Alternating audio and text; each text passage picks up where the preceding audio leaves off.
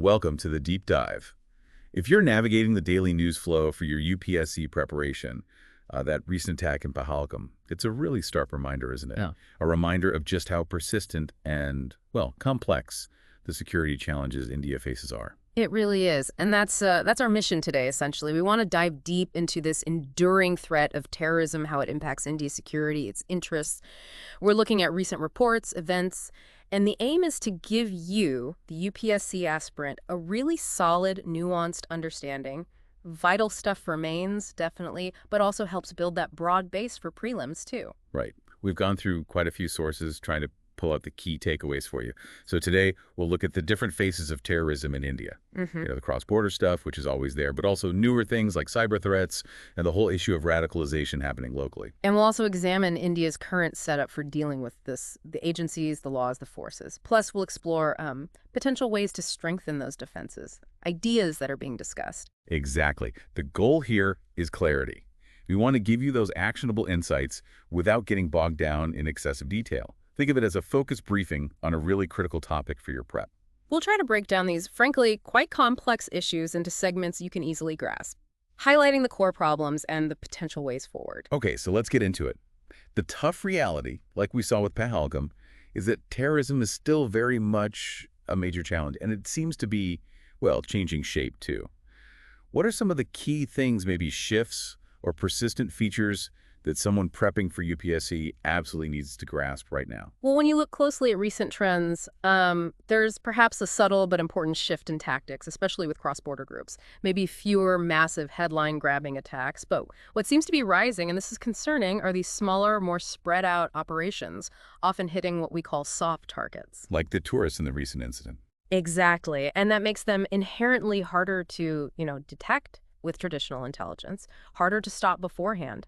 The fact that infiltration attempts continue, especially in places like Kashmir, it just underlines that the basic intent hasn't gone away, even if the methods are adapting. Think back to Pulwama in 2019, that scale of attack, but now also these more recent targeted killings based on identity.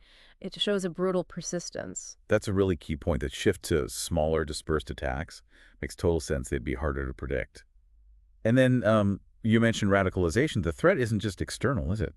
No, absolutely not. The radicalization of local people, particularly in, let's say, conflict-affected zones like Kashmir, is still a major worry. It often seems to feed on disillusionment, especially among young people who then get targeted by extremist ideologies. And the internet plays a huge role now, right? Yeah, a massive role. What's really quite insidious is how online spaces are used.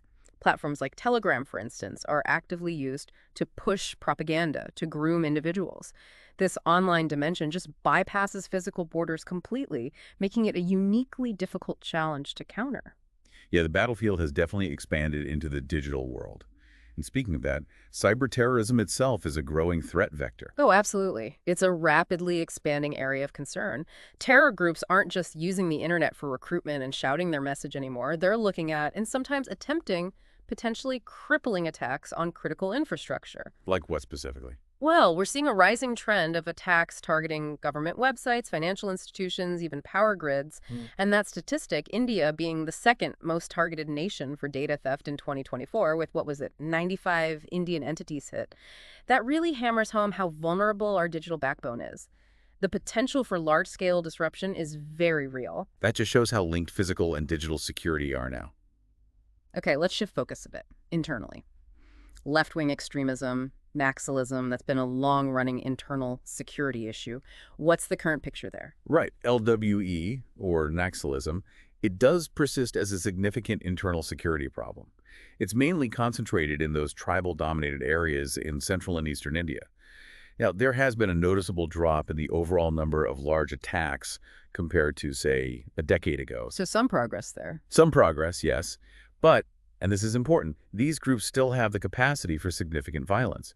We tragically saw that in Maharashtra in 2019, remember, when commandos lost their lives to a Maoist bomb. And crucially, their continued presence disrupts basic governance, it holds back development, and it maintains this underlying insecurity in those regions. So even if the intensity has reduced in places, the challenge to the state to development is still there. And turning to the Northeast, things seem particularly complex there, especially with the recent violence we've seen in Manipur. Yes, the Northeast presents a very intricate security picture. We're seeing more evidence of links forming between local insurgent groups and larger terror networks. The Kuki-Maite conflict in Manipur, which really flared up in 2023, 2024, is just a stark example of the kind of intense violence that can erupt. It's usually a mix of ethnic, social, political grievances. What makes it so difficult to manage? Several factors. There's the long, porous border with Myanmar, which makes movement and supply easier for these groups. Then there's the availability of weapons from outside sources. There are reports suggesting some arms might even originate from China, which adds another layer of complexity. And frankly, in some of the more remote areas, weaker governance structures can create an environment where these groups find it easier to operate. Right. And one last piece of this complex puzzle, the connection between organized crime and terrorism. How tight is that link? It's a deeply worrying connection, especially in our cities. You have these established criminal syndicates involved in smuggling, extortion, drug trafficking, and they often collaborate with terrorist organizations. It's frequently about funding and logistics. Can you give an example? Sure. The Punjab police, back in January 2025, dismantled a pretty significant cross-border cartel that was smuggling drugs and weapons. That's a concrete case showing these intertwined networks. This collaboration essentially fuels terrorist activities. It provides the money and the means for carrying out attacks, including some high-profile bombings we've seen in cities like Delhi and Mumbai. It makes tackling terrorism much harder when it's tangled up with organized crime. It really paints a picture of a multi-layered, constantly shifting threat. So, given all this, what does India's current counterterrorism structure actually look like? What are the main pillars we rely on? Well, it operates on several levels. Nationally, you've got key agencies. The National Investigation Agency, the NIA, that's the main body for investigating and prosecuting terror cases, especially the complex ones with links across states or internationally, including that crime nexus we just talked about. They handle the big cases, coordinate with others. And for external threats? That's primarily the domain of the Research and Analysis Wing, R&AW, India's external intelligence agency. They focus on gathering intelligence abroad and countering cross-border threats, particularly from groups based in neighboring countries like Pakistan. Okay, agencies are one part. What about the legal tools they use? The legal framework is absolutely critical. The main act here is the Unlawful Activities Prevention Act, the UAPA. Originally from 1967, but amended over the years. It gives the legal basis for prosecuting terrorism, designating groups as terrorist outfits. It also grants significant powers like surveillance, freezing assets, and, importantly, detention under certain conditions, sometimes initially without formal charges. And there's the National Security Act, too. Yes, the NSA from 1980. That's more of a preventative detention law. It allows authorities to detain individuals they believe pose a threat to national security or public order for a specific period, again, potentially without initial formal charges. The idea is to preempt attacks, disrupt plots before they happen, maybe prevent bail in some cases. So we have agencies, laws. Yeah. What about the boots on the ground? The security forces? They are absolutely the backbone. The Central Armed Police Forces, the CAPFs, that includes forces like the CRPF, BSF, ITBP, SSB, they are heavily deployed, especially along borders and in conflict zones. They're crucial for stopping infiltration, maintaining order, and supporting specific counter-terror operations. And for the really high-risk situations? For those, we have the National Security Guard, the NSG.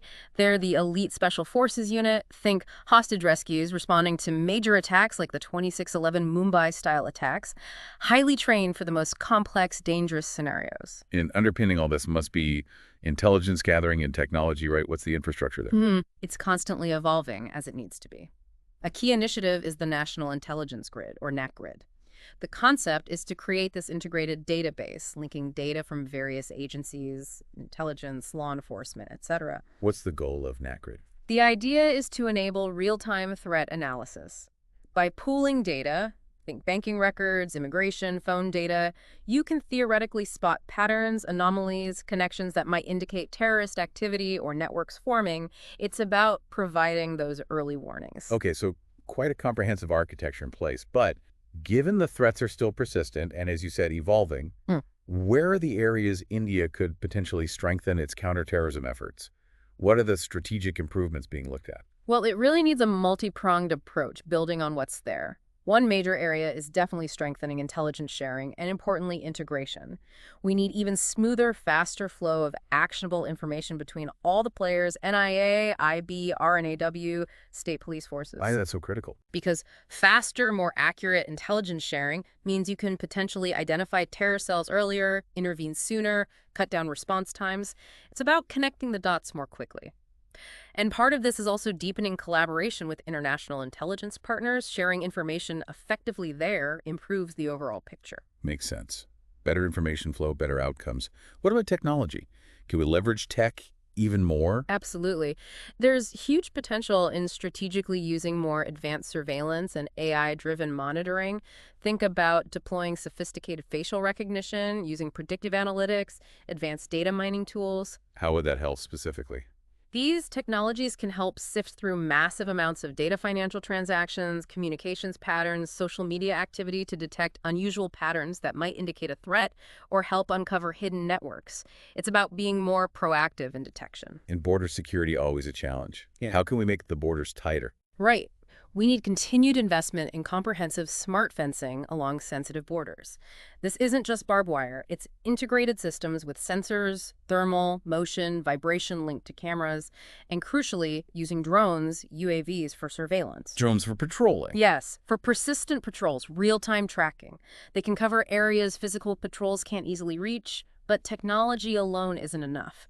You also need better communication and coordination between the BSF on the border and the local police forces in those areas, a more joined-up approach. Okay, that covers detection, prevention at the border. But what about the root causes? Preventing radicalization before it even starts. That's absolutely vital for any long-term strategy. We need really robust community engagement and counter-radicalization programs right down at the grassroots level, especially in areas prone to extremism. What would that look like in practice? It means actively engaging with local communities, building trust, understanding grievances.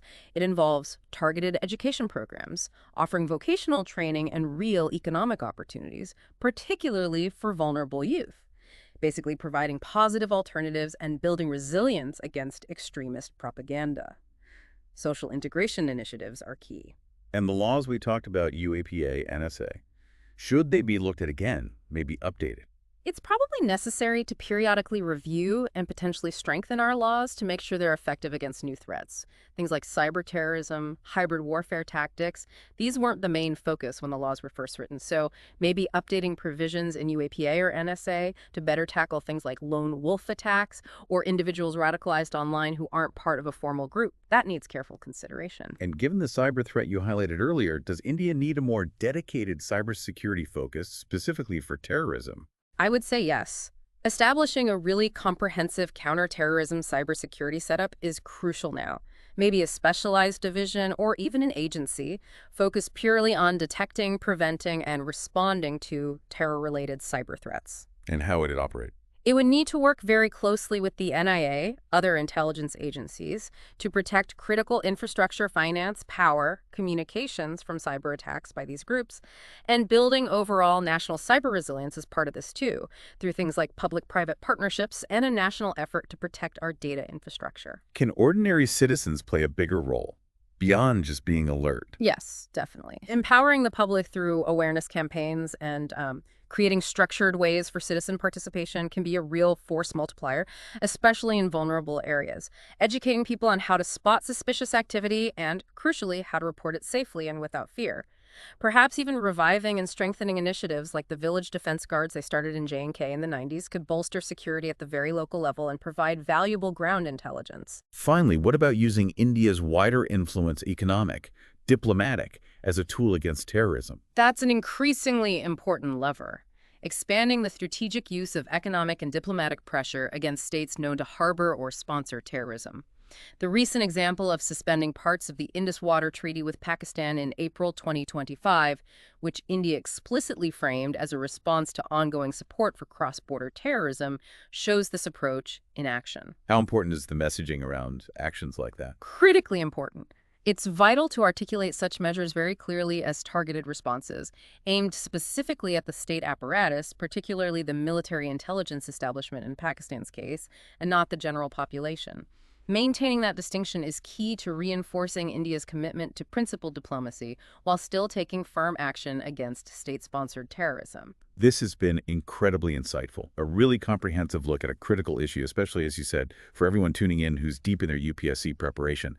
It's clear that tackling terrorism effectively needs a strategy that's both dynamic and multi-layered. Absolutely. And the persistence of the threat, tragically highlighted by events like Pahalgam, just underscores how these threats keep evolving and diversifying. So continuous improvement is key, better intelligence sharing, smart use of technology, engaging communities, and making sure our policies are sharp and well calibrated. These remain essential. And for you, our listeners, as you prepare for your future roles, possibly in governance, understanding these security complexities, the nuances, it's invaluable. This deep dive drew heavily on analyses and reporting from The Hindu, which, as you know, is a vital resource for keeping up with current affairs. Maybe one final thought for you to mull over as you continue studying. Given how these threats keep changing shape, how does India ensure its counterterrorism strategy stays agile? How do we get ahead of the curve, anticipating not just today's challenges, but the kinds of terrorism we might face tomorrow? That's a huge question for policymakers and for all of you aspiring to join their ranks. That's excellent food for thought.